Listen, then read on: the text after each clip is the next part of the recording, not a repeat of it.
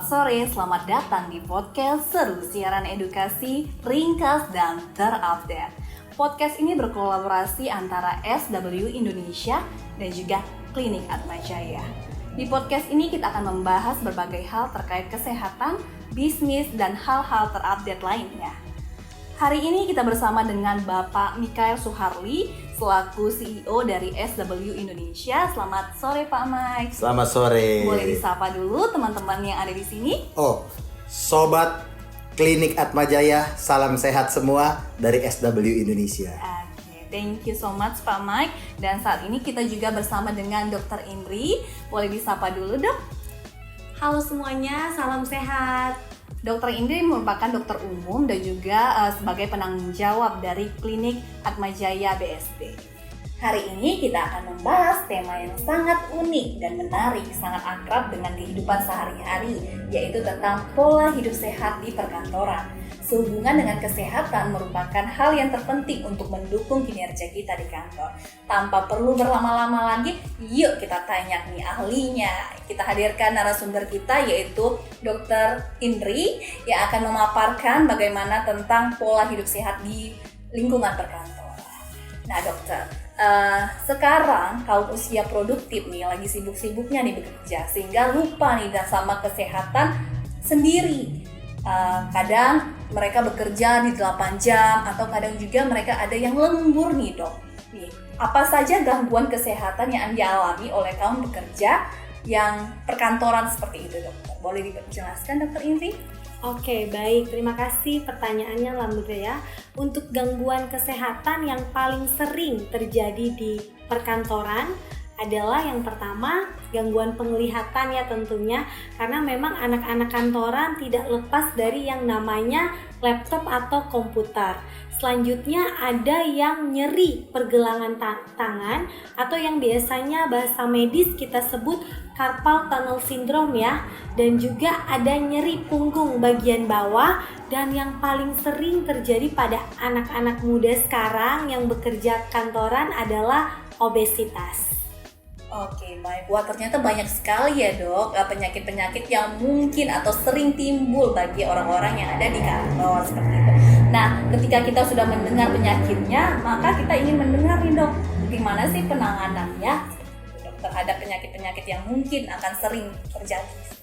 Oke, untuk penanganan sendiri ya, misalnya saya kasih contoh ya, Lamria mau ambil contoh apa nih dari yang saya sudah sebutkan tadi? Tadi ada disebutkan nyeri punggung bagian bawah tuh dok. Oke, nyeri punggung bagian bawah ya, penyebabnya karena kita anak-anak kantoran ya, posisi duduk kita ya, postur tubuh kita ya yang kurang baik ya, apalagi yang sering menunduk, nah membungkuk ya, setiap hari seperti itu. Nah itu yang menyebabkan terjadinya penekanan ya, bahkan jadi overstretch ligamen dan terjadinya penurunan mobilitas dan fleksibilitas sendi sehingga menyebabkan nyeri punggung bagian bawah.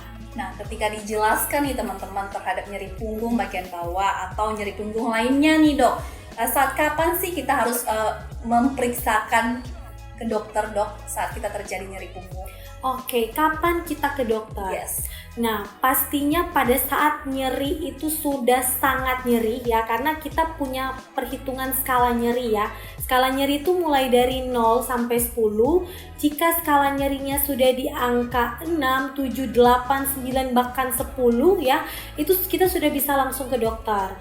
Ataupun misalnya nyerinya sudah lebih dari 7 hari ya, sudah mengganggu aktivitas fisik kita dalam bekerja, bahkan mulai terasa baal atau kebas di daerah yang nyeri, bahkan terjadi kelemahan ya, kelemahan otot maupun sampai menjalar ke kaki, yuk segera kita langsung periksa ke dokter. Oke, baik. Tadi ini dok, pas pembukaan awal dokter Indri ada sebut tentang obesitas ya nih dok. Saya ingin tahu lebih dalam terkait obesitas. kapan sih kita tahu kita itu obesitas atau enggak, atau bagaimana sih dok cara perhitungan ketika kita obesitas atau tidak seperti itu? Oke, untuk obesitas sendiri itu ada rumusnya ya, kita menghitungnya yaitu namanya mengukur indeks massa tubuh dengan rumusnya sendiri adalah berat badan ya dalam kilogram tentunya dibagi dengan tinggi badan ya. Tinggi badannya ini kita bikin meter pangkat 2 ya.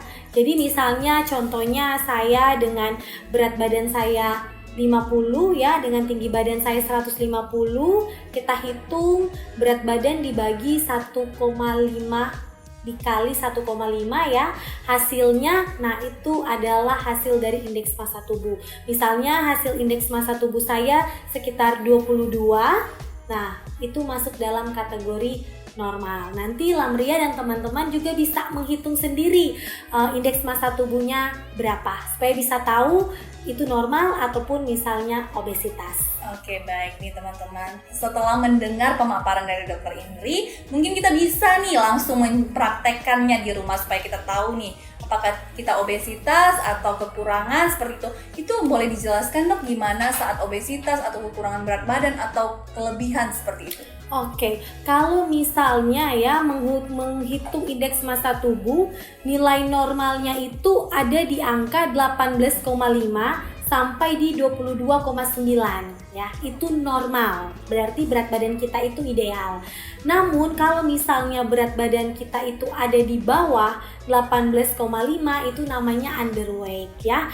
Dan kalau misalnya berat badan kita ada di nilai 23 sampai 24,9 itu namanya overweight atau kelebihan berat badan. Nah, obesitas sendiri itu dimulai dengan angka 25 ke atas ya. Oke, baik. Ini kita udah tahu nih ya dok ya.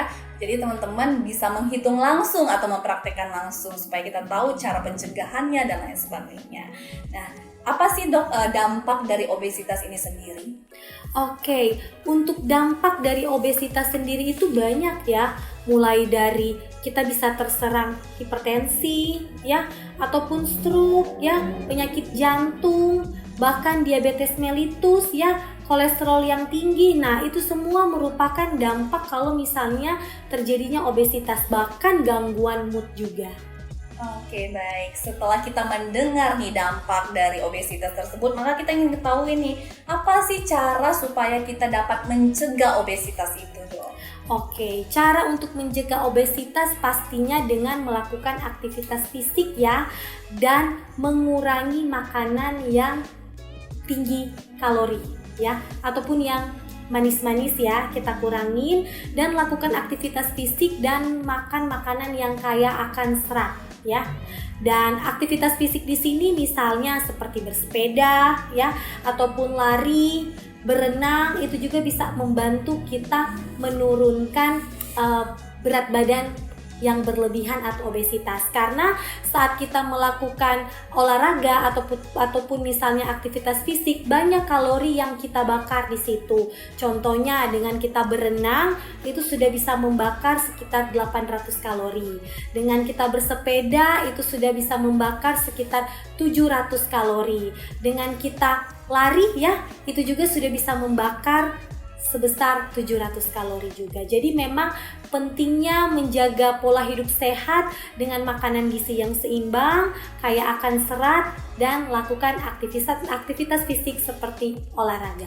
Oke, baik. Dari pemaparan tadi berarti intinya kita harus seimbang ya dok, antara apa yang kita makan, terus kita juga harus olahraga dengan rutin supaya kita mencegah terjadinya obesitas. Itu bisa dipraktekkan loh teman-teman, buat teman-teman yang ada di lingkungan kantor seperti itu, mungkin ngantor mulu dari jam 8 sampai jam 5 atau lembur bahkan seperti itu. Bisa kita curi-curi nih waktunya di kantor untuk berolahraga, mungkin ya dok bisa naik tangga atau bisa jalan kaki ya dokter, supaya kita terhindar dari obesitas. Dok, setelah pemaparan tadi terkait obesitas nih, sebenarnya apa saja sih dok kebiasaan-kebiasaan orang-orang di kantor atau karyawan-karyawan di kantor yang menyebabkan obesitas tersebut? Nah, baik Lamria, kebiasaan yang sering orang-orang kantoran lakukan ya sehingga mengalami obesitas adalah duduk dalam waktu yang sangat lama ya. Karena memang kita bekerja di kantor tuh dari jam 8 Bener kadang banget. ya sampai jam 5 sore, Kadang lembur kurang juga. lebih 8 jam, kadang lembur, dan yang dilakukan pastinya duduk yang terlalu lama ya. Akibat duduk yang terlalu lama, makanya kita kurang untuk bergerak ya. Kita kurang untuk bergerak, kurang aktivitas fisik.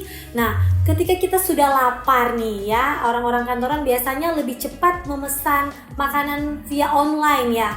Via online, jadi malas untuk pergi keluar ya. Iya. Akhirnya tinggal menunggu online datang, duduk manis, udah datang, langsung makan ya. Bahkan ada juga kantoran-kantoran yang sebenarnya itu ada akses tangga dan ada juga melalui lift. Tapi kebanyakan orang-orang kantoran sekarang lebih memilih mana? Simple ya. Nah, simple naik lift. Mereka datang membawa kendaraan ya, baik mobil ataupun motor, parkir paling dekat ya dengan akses ya.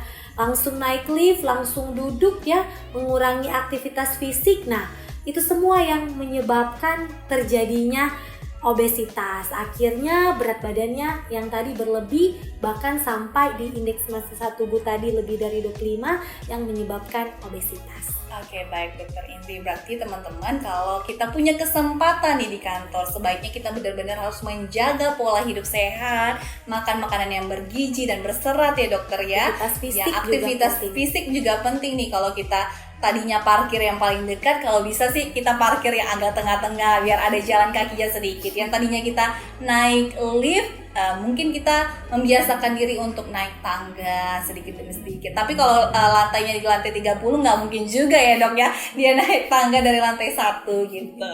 Tapi nggak apa-apa, yang penting kita terus mengingat bahwa pentingnya menjaga pola hidup sehat di perkantoran dan pentingnya berolahraga dan makan makanan yang bergizi. Pak Mike, kita tadi sudah mendengar pemaparan dari dokter. Saat ini saya ingin bertanya nih kepada Pak Mike selaku pimpinan dari SW Indonesia. Bagaimana nih tanggapan Bapak terhadap pentingnya menerapkan pola hidup sehat di lingkungan kerja khususnya di SW Indonesia? Iya, tadi saya menyaksikan ya dari Dokter Indri, paparannya bagus sekali ya. Nah, jadi sangat clear. Dan kalau di kantor kami di SW Indonesia, kita kan sangat peduli dengan yang namanya SDG, Sustainability Development Goals, terutama yang 17-18 SDG yang dari PBB. Nah, mengembangkan pola hidup sehat di kalangan insan SW Indonesia di tempat kerja, di lingkungan kerja, itu memenuhi SDG nomor 3, well-being dan good health. Sehingga sangat tepat kita mulai dari tempat kerja. Biar bagaimanapun orang-orang yang bekerja, 1 minggu sedikitnya 8 jam satu hari di tempat kerja. Itu lebih lama daripada beliau di rumah, dikurangin tidurnya gitu ya. Jadi sangat penting membangun pola hidup sehat di tempat kerja. Saya appreciate sekali dan sangat relevan topiknya kali ini. Apa? Pola hidup sehat di tempat kerja. Oh, very good. Ini terobosan dari Klinik Atma Jaya. Thank you Pak Mike. Dan saat ini saya juga mau dengar nih, gimana sih saran Pak Mike selaku pimpinan supaya orang-orang atau perusahaan lain ini juga lebih aware nih terhadap penerapan pola hidup sehat di lingkungan pekerjaan. Oke, menurut saya ya, pertama adalah edukasi. Bagaimana kita mengedukasi insan di tempat kerja kita, human resources, human capital, orang-orang di tempat kerja kita. Mulai dari yang paling atas, pimpinan, sampai yang paling supporting, paling technical.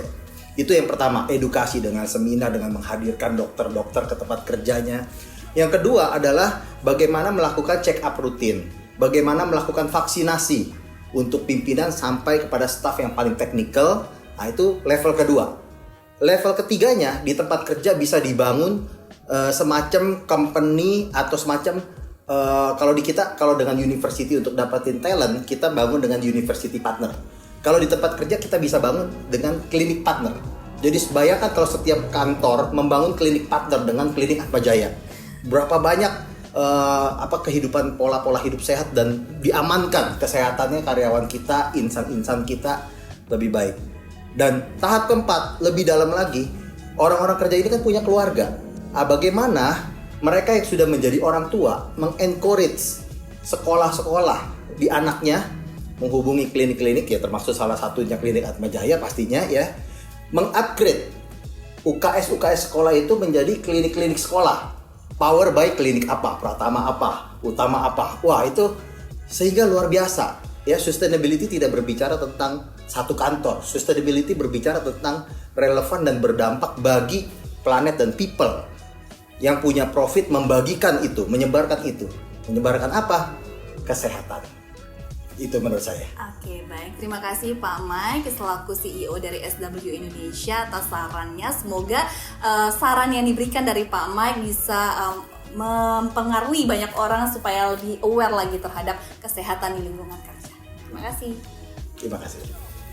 Nah guys, tadi kita sudah mendengar nih pemaparan dari dokter terkait dengan pola hidup sehat di lingkungan perkantoran. Sehingga saya izin untuk menyimpulkan podcast hari ini. Seperti itu, bahwa kita secara individu dan juga perkantoran secara umum kita harus memang benar-benar menjaga kehidupan sehat kita atau pola hidup sehat kita seperti yang sudah disampaikan oleh Dr. Indri. Kita harus menjaga pola hidup seperti makanan-makanan yang bergizi, terus kemudian kita mengurangi junk food, terus kita juga harus berolahraga dan juga pastinya kita harus refreshing supaya kita tetap rileks ya dalam melakukan kegiatan di kantor seperti itu. Kemudian saya juga mengajak teman-teman di sini untuk lebih aware lagi terhadap kesehatan. Saya ucapkan terima kasih banyak kepada Bapak Mikael Suharli yang selaku CEO dari SW Indonesia dan juga Dr. Indri yang sudah menjadi narasumber di podcast seru hari ini. Semoga podcast kali ini dapat membawa dampak yang baik kepada masyarakat luas atau kepada para pekerja kantoran. Nah, tidak terasa waktu sudah di penghujung podcast. Saya juga menghimbau atau mengajak teman-teman untuk menonton podcast ini melalui YouTube dan juga Instagram. Saya juga mengajak untuk teman-teman untuk memfollow Instagram dari @signwins.indonesia dan juga Instagram @clinic_atmajaya untuk menyaksikan podcast dan juga edukasi-edukasi lainnya. Saya Landria Tambunan pamit undur diri dari podcast seru pada hari ini. Ikutin terus podcast kami selanjutnya. Sampai jumpa.